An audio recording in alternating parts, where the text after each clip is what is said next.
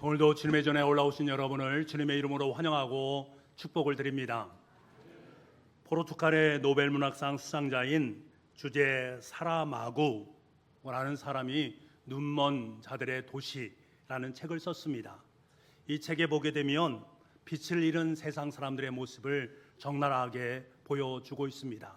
빛을 잃은 사람들의 어둠과 고통을 그리고 있는데, 어느 날 시작된 원인 모른 감염병, 그로 말미암아 실명을 하게 된 사람들의 이야기가 등장을 합니다. 정부는 감염자들을 정신병원에 가두게 되지요. 그중에 안과 의사와 그의 아내가 함께 하는데, 사실 그 아내는 눈이 실명이 되지 않았습니다. 그럼에도 불구하고 남편과 함께 하기 위해서 정신병원에 격리가 되어집니다. 그 속에서 그녀가 목격한 세상이야말로, 그 세상은 마치 지옥과도 같았습니다. 눈이 보이지 않는 세상의 모습은 너무나도 폭력적인 맹수와도 같은 세상의 모습으로 변했기 때문입니다. 이 작품이 보여주는 것은 빛이 사라짐으로 말미암아 눈에 보이지 않는 그 인간들의 모습 속에서 고통과 또 어둠의 세상의 모습을 적나라하게 하나하나 잘 표현을 하고 있습니다. 이 책을 읽어가면서 우리가 살아가는 현재의 삶이 어찌 보면 빛을 상실한 눈먼 도시의 사회 속에 우리가 살아가고 있지 않는가 하는 생각을 하게 됩니다. 성탄절을 맞이하는 우리의 삶의 분위기는 즐거움과 기쁨의 이야기처럼 들려오지만, 그 내면 속에는 우리가 사는 세상의 어둡고 아픔의 모습을 고스란히 안고 살아갑니다. 이 어둠과 그늘진 땅에 생명의 빛이 상실되어 있으니 희망을 노래하기에는 너무나 버거운 우리네의 인생을 우리는 만나게 되는 것들입니다. 오늘 성경 말씀을 보게 되면 예수님을 만난 사람들의 모습의 면면을 보게 되면 그들의 삶 속에 눈먼 자들의 그러한 삶을 살아가는 것과 같은 참으로 고통스러운 인생을 살아가는 그들의 모습을 만나게 됩니다. 이들은 단 한 사람도 세상적인 부러움을 살 만한 사람은 전혀 없습니다. 우리가 잘 알고 있듯이 예수님의 아버지는 요셉이고 그의 어머니는 마리아입니다. 요셉과 마리아의 모습은 어떠한가? 그들은 사실은 시골 출신에 있는 시골 출신 사람들이었습니다. 시골에 살던 사람들이었습니다.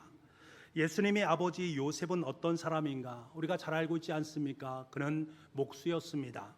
당시의 목수라고 말하면 거창한 목공소를 생각하는 것이 아니라 공구통을 가지고 집에 다니면서 의자와 그리고 농기구들을 고쳐주면서 겨우겨우 하루하루의 삶을 입에 풀칠하며 살아갈 수밖에 없는 그러한 고된 노동의 모습을 우리는 연상하시면 되겠습니다. 이들의 삶을 살아가면서 희망을 노래하기는 참 버겁고 힘든 일상의 모습입니다. 그렇다면 그의 아내인 마리아는 어떠했을까? 그녀 역시 마찬가지의 모습이었습니다. 우리는 마리아가 예수님의 어머니이기 때문에 어쩌면 지금 많이 추앙을 받고 있고, 천주교에서는 그녀를 성모 마리아라고 그를 지칭하면서 그를 높입니다만, 실상은 그렇지 않습니다. 예수님 당시 여인들의 정혼 시기는 대략 15살 정도입니다. 15살 정도 되는 여인이 시골에서 생활한다는 것은 너무나 고달프고 힘든 나날이었습니다. 고된 노동과 부족한 먹거리로 말미암아 고달픈 인생의 삶을 살아갈 수밖에 없는 현실이었단 말입니다. 이러한 마리아는 스스로 나는 비천한 사람이다 라고 말할 정도로 자신의 삶의 자리 속에 힘듦과 고단함이 배어있는 그의 삶을 토로하고 있습니다. 이들의 모습 속에서는 희망 섞인 모습을 발견하기가 참 어렵습니다. 이들의 상황도 이러한데, 이들이 아기 예수님을 낳는 그 공간은 과연 어떠했을까? 이들은 당시 로마로부터 식민 지배를 받고 살았기 때문에 가이사 아우구스토의 명령으로 나사렛에서부터 베들레헴까지 고향 땅을 향해서 호적을 하기 위해서 내려가야 됐습니다. 베들레헴에서는 하루도 묵을 수 있는 방이 없기 때문에 마구간에 들어가야 했고, 말 구유에서 아기를 낳을 수밖에 없는 상황이 연출이 되게 됩니다. 이것을 한번 우리가 생각해 보면, 상상해 보면 그 삶의 자리가 너무나 곤고한 삶이다 참 빈곤한 인생이다라는 것을 우리가 느끼게 됩니다.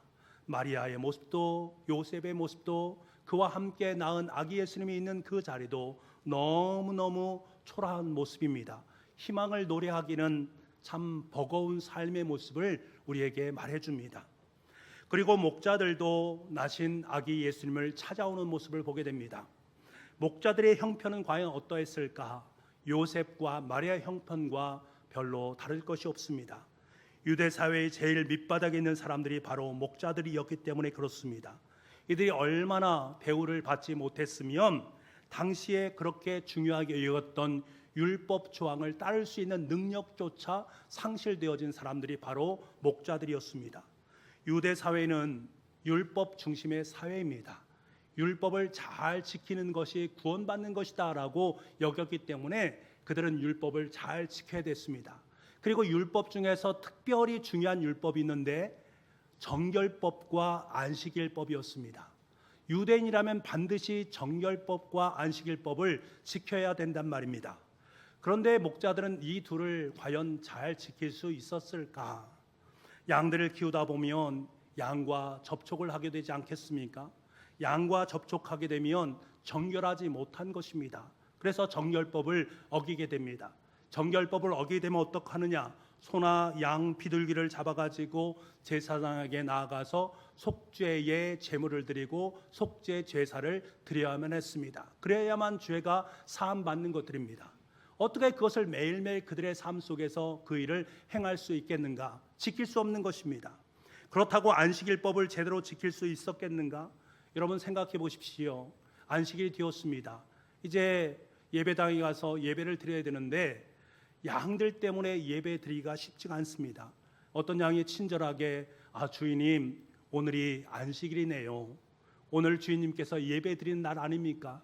그러니까 주인님께서 예배를 드리러 가십시오. 그러면 저희들은 조용히 잘 자리를 지키고 있겠습니다 라고 말하는 양들이 있다면 얼마나 좋겠습니까? 그런데 그런 양들이 없단 말입니다.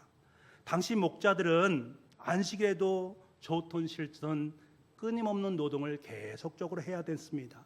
율법을 잘 지키고 싶습니다만 그런 지킬 수 있는 여력이 그의 삶 속에 없었던 것들입니다. 그러니 그의 마음이 얼마나 무거웠겠습니까? 당시 목자들은 가진 것도 없지요, 능력도 없지요, 배운 것도 부족합니다. 점점 사회로부터 밀려나서 변방에 머물 수밖에 없는 그 삶의 어려움의 자리, 그 자리 속에서 희망이란 노래를 부른다라는 것은 여간 쉽지 않은 것입니다. 그러니 그들에게 희망이 보이지 않는 것들입니다. 그런데 여러분 참으로 놀랍고 귀한 사실이 있습니다. 희망의 노래를 힘겹게 부를 수 없는 그곳에 하나님께서 찾아가 주셨습니다. 하나님께서 친히 아기 예수님을 그곳에서 태어날 수 있도록 만들어 주셨다는 이 놀라운 사실을 우리는 주목을 해야 됩니다. 오늘 말씀을 보십시오. 천사들은 연약하고 곤궁한 목자들을 찾아왔습니다. 그리고 그들에게 선포합니다. 지극히 높은 곳에서는 하나님께 영광이요 땅에서는 기뻐하심을 입은 사람들 중에 평화로다. 이곳은 하나님의 영광이 머무는 곳이고 이곳은 하나님의 평화가 임하는 곳이다 라고 선포하고 있는 천사들의 음성을 들을 수가 있습니다. 여러분 얼마나 역설적인 이야기입니까? 찬란한 온 세상의 모든 것을 창조하시고 세상의 모든 것을 아름답게 여기신 하나님께서 가장 멋지고 가장 아름다운 곳에 아기 예수님을 보내주셔야 될 텐데 가장 낮고 추한 그 자리에 아기 예수님을 보내주셨습니다.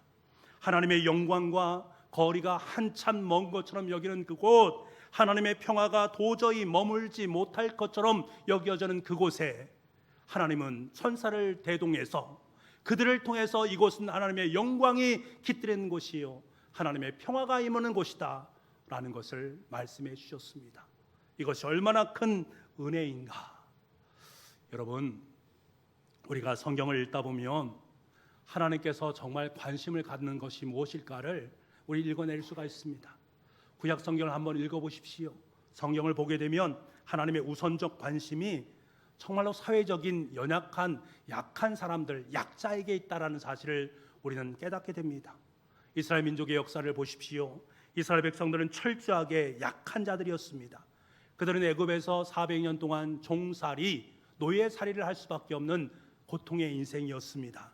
이들이 고통 가운데 있을 때에 그들은 하나님께 부르짖지 않습니까? 하나님께 우리를 좀 봐주십시오. 우리의 고통의 소리를 들어주십시오. 그때 하나님께 뭐라고 말씀하십니까? 하나님의 마음이 담겨 있습니다. 출애굽기 3장 7절부터 8절까지 말씀. 예수께서 이르시되 내가 애굽에 있는 내 백성의 고통을 분명히 보았다라고 말씀하십니다. 그들이 그들의 감독자로 말미암아 부르짖는 그 소리를 내가 들었다라고 말합니다. 내가 그들의 근심을 다 알았다라고 말합니다. 내가 내려가서 그들을 애굽의 손에서 건져내겠다.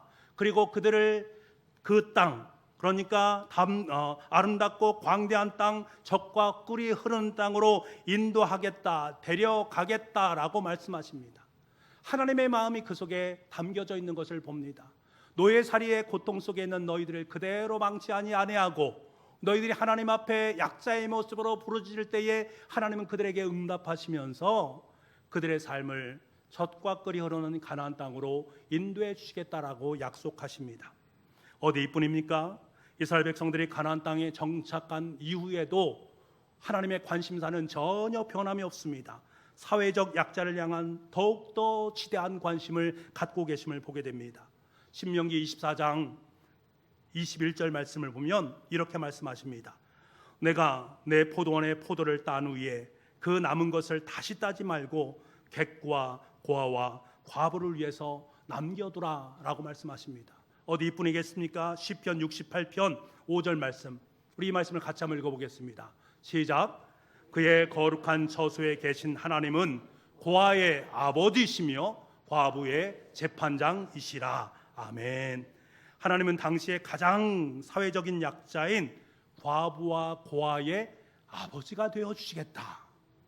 그들을 보호하고 그들을 책임지는 후원자가 되시겠다라고 친히 말씀하십니다. 하나님께서 저정하신 구약의 율법을 보게 되면 가난한 사람들에 대한 그 하나님의 마음이 얼마나 많이 있는지 빽빽하게 성경 말씀에 쓰여 있는 것을 우리가 읽을 수 있습니다. 당시에 법의 사각지대에 놓여있던 사회적 약자들을 보호하고 그들을 위해서 내가 친히 재판관이 되어서 그들을 보호하겠다라는 약속의 말씀을 들려주고 있습니다. 여러분, 여기서 그치는 것입니까? 하나님께서는 신약에 넘어오게 되면 이러한 하나님의 마음을 가장 선명하게 보여주는 대목이 있으니 그분이 바로 예수 그리스도이십니다. 마가복음의 시작은 이렇게 시작됩니다. 예수 그리스도 하나님의 아들 복음의 시작이라. 마가복음을 쓴 마가는 하나님의 아들 예수 그리스도를 세 가지로 표현하고 있습니다. 그리스도, 하나님의 아들, 복음이라고 말합니다. 다시 말하면 그리스도 대신 하나님의 아들, 아기 예수님이 복음이다 라고 말하고 있습니다. 복음이란 말이 얼마나 중요한지 우리는 잘 알고 있습니다. 복음이란 말은 유앙겔리온이란 말입니다. 문자 그대로 하면 기쁜 소식, 복된 소식이란 뜻입니다. 이 말은 원래 로마 시대에 새로운 로마의 황제가 탄생했을 때, 즉위했을 때 그를 가리켜서 하는 말이 유앙겔리온, 복된 소식이다라고 말을 합니다. 당시에 로마 황제는 하나님의 아들이었고 주, 로드라고 통용이 됐던 시대 속에서 새로운 황제가 탄생하고 등극했으니 그를 일컬어서 복음이라고 말할 수밖에 없는 것들입니다. 그런데 마가복음의 저자인 마가는 이런 로마의 황제가 하나님의 아들이고 왕이 아니다, 진정한 하나님의 아들이요 왕이신 분이 이 땅에 오신 아기 예수님이시다, 그 복음의 시작이 하나님의 역사다라는 것을 선언하고 있습니다. 여기에서는 큰 의미가 있습니다. 당시 로마와 로마의 식민지에서 살아가는 사람들에게 이 유앙겔리온은 새로운 로마의 황제를 의미하는 말이다라고 말씀을 드렸습니다. 그런데 오늘 1절과 2절 말씀을 읽어보게 되면 두 사람이 등장하는 것을 봅니다. 한 사람은 로마의 황제였던 가이사 아구스도. 이 사람은 원래 가이우스 옥타비아누스입니다. 가이우스 옥타비아누스. 옥타비아누스는 율리우스 카이사르의 원래 조카에 해당되었는데 그가 악티움 전투에서 안토니와 클레오파트라의 연합군을 격파를 하게 되고 실권을 장악하게 됩니다. 그러면서 원론으로부터 아구스도, 존귀한 자라는 호칭을 받게 됩니다. 이 호칭을 받게 되자 그가 제일 먼저 한 일이 무엇인가 하면 자신이 통치하는 모든 지역의 인구를 조사하는 것입니다. 왜 인구를 조사할까? 조세를 받아내기 위함입니다. 그리고 또 한 사람이 등장하지요. 그 사람은 팔레스타인을 포함해서 시리아의 지역을, 오늘 수리아 지역이라고 말하는 이 시리아 지역을 총독으로 임명받았던 구레뇨라는 사람입니다. 이 사람은 로마 황제의 명을 받아서 호정령을 시행했던 사람입니다. 그러니까 이 호정령에 의해서 요셉과 마리아는 자신이 살던 나사렛이란 동네를 떠나서 자신의 고향이었던 베들레헴으로 가서 호적에 임해야 했던 것입니다. 보십시오. 당시에 로마 황제인 가이사 아우구스토와 수리아 총독인 구레노는 당시에 가장 강력한 힘과 능력을 소유했던 사람들이었습니다. 모든 것을 가졌고 모든 것을 누렸던 사람입니다. 식민 지배를 통해서 부를 축적하면서 살았던 안락한 인생을 살았던 인물들이란 말입니다. 이들은 로마 시민들과 식민지 사람들로부터 유앙겔리온, 기쁨의 소식이다, 복된 소식이다 라고 들을 정도로 그들은 힘과 능력을 가졌던 사람들이었습니다. 그런데 여러분 생각해 보십시오. 그들은 식민지에 속한 사람들이 그들을 바라볼 때 그들이 정말로 복음으로 받아들였겠습니까? 기쁨의 소식입니까? 슬픔의 소식입니다. 아픔의 소식입니다. 그들이 힘을 내고 그들의 소리가 높아지면 높아질수록 식민지에 속한 사람들은 너무나 힘들고 너무나 어려운 것들입니다. 그런데 마가복음의 마가는 이 로마 황제가 복음이 아니다. 진정한 복음은 이 땅에 오신 아기 예수님이다 라는 사실을 선포하면서 이제부터 아기 예수님의 시대가 도래했다라고 말하는 것입니다. 가히 혁명적인 말을 하고 있는 것입니다. 여러분, 사람들은 강력한 힘을 추구하며 삽니다. 나에게 힘이 있으면 모든 걸 능히 감당할 수 있다라고 여기는 것들입니다. 그래서 그 힘을 얻기 위해서 열심히 공부하고 좋은 대학에 입학하려 합니다. 많은 돈을 벌려 하고 사회적으로 높은 자리에 올라가고자 하는 모습이 있습니다. 힘, 파워를 얻기 위해서. 어디 세상 사람들 뿐이겠습니까? 우리 그리스도인들도 마찬가지 아닙니까? 우리 또한 이런 힘을 얻기 위해서 하나님의 도움을 구하고 그 도움으로 말미암아 나에게 주어진 것들이 하나님께 허락하신 축복이라고 여기면서 하나님 앞에 간구하는 우리의 모습이지 않습니까? 하지만 여러분, 오늘 말씀을 보십시오. 아기 예수님께서 태어나신 말구에 모인 사람들의 모습을 보십시오. 이들은 세상 사람들의 힘과는 전혀 관계없는 사람들임을 깨닫게 됩니다. 그들은 가장 연약하고 가장 가난한 사람이었고 가장 힘이 없는 사람들이었습니다. 그런데 아기 예수님께서 가장 그들을 먼저 찾아오셨습니다. 성탄절은 바로 이런 것입니다. 기존에 가지고 있던 모든 이념과 모든 관념들을 뒤집어 놓으면서 하나님께서 원하시는 모습으로 모든 것을 만들어가는 것이 바로 성탄절입니다. 그렇다면 여러분, 이 성탄절을 살아가는 우리들의 모습은 과연 어떠해야 되는가?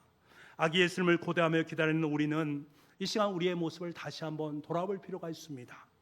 행여 그리스도인으로 삶을 살아가면서 로마 황제나 수리아의 총독이 가졌던 그 마음, 세상의 부귀와 이 땅의 성공과 번영과 안락을 목표로 삼아가고 있는 나의 삶의 모습은 과연 없는지 하나님께서 앞에서 이런 것을 얻기 위해서 하나님 저에게 부를 주십시오, 저에게 명예를 주십시오, 저에게 높은 자리를 주시옵소서 간구하고 있는 나의 모습은 아닌지를 다시 한번 돌아볼 수 있어야 됩니다. 하나님께서 그곳을 제일 먼저 방문하지 않았다라는 것을 우리는 늘 기억을 할 수 있어야 됩니다. 그리고 우리는 기도해야 됩니다. 나사렛 예수 그리스도의 삶이 나의 삶이 되기를 원합니다. 아기 예수님께서 이 땅에 오신 성탄절의 바른 의미를 깨닫고 우리 또한 연약하고 소외된 타자를 향해서 나아갈 수 있는 그러한 삶을 살겠습니다 라고 고백할 수 있는 저와 여러분 될 수 있기를 간절히 소망합니다.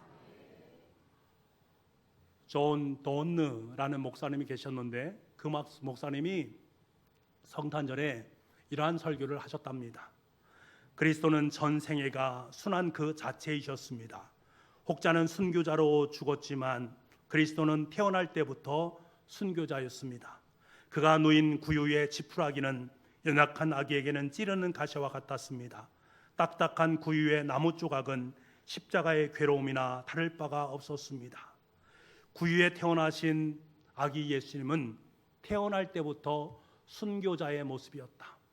그리고 이 땅의 삶을 살아가시면서 순교자적인 삶을 살아갈 수밖에 없는 상황, 권력자들로부터 모욕을 당하고 제자들로부터 배신을 당할 수밖에 없는, 그리고 마지막 십자가에 못 박혀 죽는 순교의 과정, 태어날 때부터 시작해서 과정, 그리고 마지막 순교하는 그 시점까지 전부 다 순교의 삶을 살아갔던 그 모습, 왜 그러셔야만 했는가 하는 것입니다. 왜 하나님께서는 구태여 아기 예수님을 이 땅에 보내주심으로 말미암아 그토록 힘들고 어려운 삶을 살 수 있도록 만들어 놓으셨느냐 말입니다. 왜 도대체 그 이유가 무엇인가? 그것은 바로 저와 여러분을 사랑하시기 때문에 그렇습니다. 우리를 사랑하시기 때문입니다.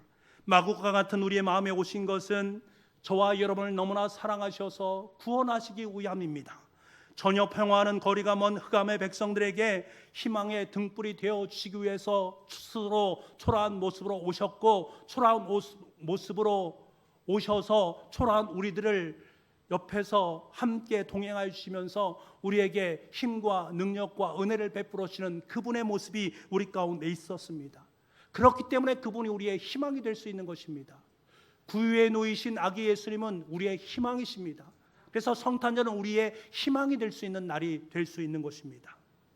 우리는 여기서 대단히 중요한 한 가지 사실을 직시할 수 있습니다.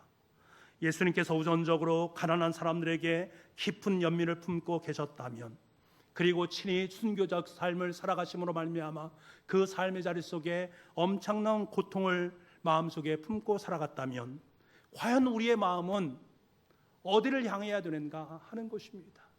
저와 여러분의 마음은 어디를 향해야 되는가? 우리 역시 가난하고 연약한 사람들을 향한 연민의 마음을 품고 그들을 돌아볼 수 있는, 그 자리로 나아갈 수 있는 은혜가 있어야 됩니다. 우리는 그때 그곳에 있는 아기 예수님을 만날 수 있기 때문입니다.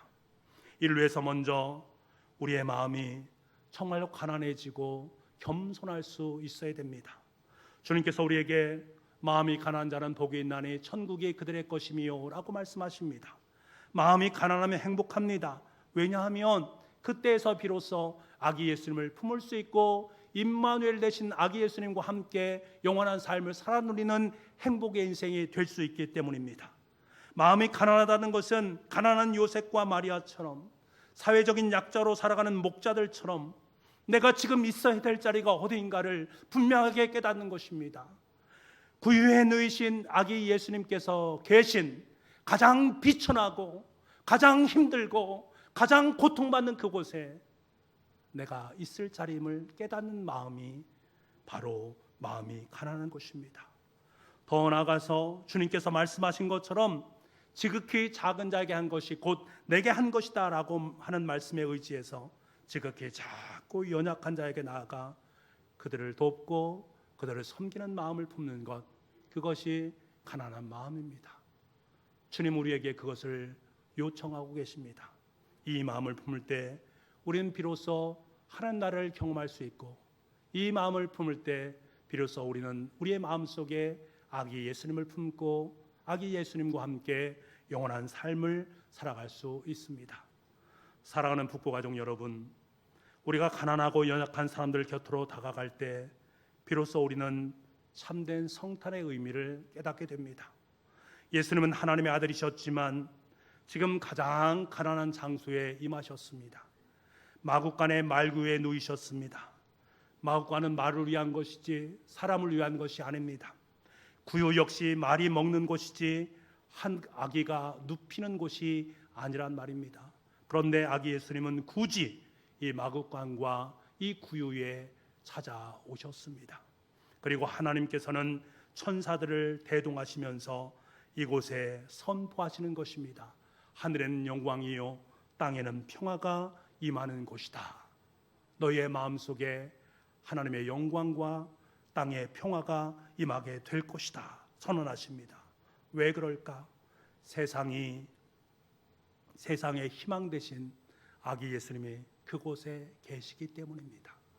세상이 아무리 비천하고 세상이 아무리 고통스럽고 세상이 아무리 힘들다 할지라도 내 마음속에 그러한 세상과 같은 곳일지라도 아기 예수님이 그곳에 누워 계시면 우리에게는 희망의 이야기를 써내려갈 수 있습니다. 이제 저와 여러분의 사명은 너무나도 자명해졌습니다. 성탄절을 맞이하는 오늘 대림절 넷째 날, 네 개의 대림초가 켜져 있는 오늘 이 시간, 주님 우리에게 분명하게 말씀하십니다. 먼저 내 마음이 가난해지기를 원한다. 나를 너의 선물로 전부 내어주기를 원한다. 그리고 그 위에 놓인 아기를 만난다면 이제 너도 가난하고 헐벗는 그 사람들, 지금도 눈물 흘리며 힘들어하고 있는 사회적 약자들, 지금도 흑암에서 갈 길을 못 찾아 헤매고 있는 그들, 여전히 진리의 길에서 벗어나서 세속의 길로 들어서고 있는 그들을 향해서 나아가라. 그리고 나의 평화의 소식을 그들에게 전하라 라고 말씀하십니다. 이 말씀에 의지해서 세상에 아기 예수님의 탄생의 아름다운 소식과 평화의 소식을 전할 수 있는 저와 여러분의 삶이 될 수 있기를 간절히 소망합니다. 성탄절을 준비하는 우리의 심령 속에 아기 예수님을 맞아들일 가난한 마음의 공간을 만드시고 아기 예수님을 모셔드리시고 아기 예수님과 영원토록 아름다운 영광의 삶, 평화의 삶을 누릴 수 있는 저와 여러분 될 수 있기를 간절히 소망합니다.